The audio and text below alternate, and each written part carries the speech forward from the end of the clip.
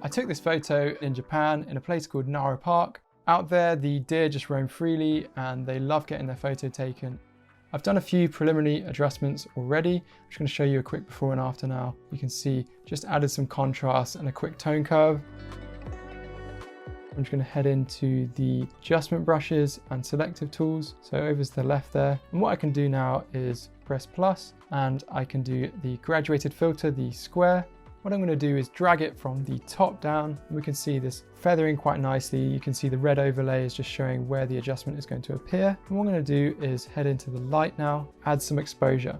I'm going to do quite a lot of this. And there we go. That's lovely. You can see it's adding a nice glow to the top there. I'm going to press tick now.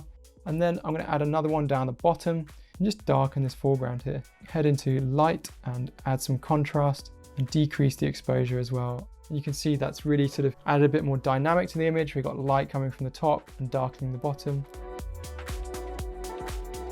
I think the body of the deer is looking a bit grey and desaturated. So I'm going to go back to selective, this time adding a brush in on the fur in the middle of the image. And then I'm just going to add some color, head into the temperature and just increase that until it sort of matches the rest of his fur.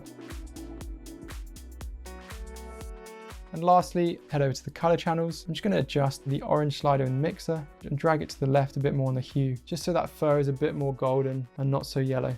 Okay, overall, I think that's pretty good. Just showing you a quick before and after now. On the before shot, you can see super flat, not much dynamic to the photo. And then the after image, we've got a really nice golden glow coming through and the colors are really nicely balanced through those small color adjustments.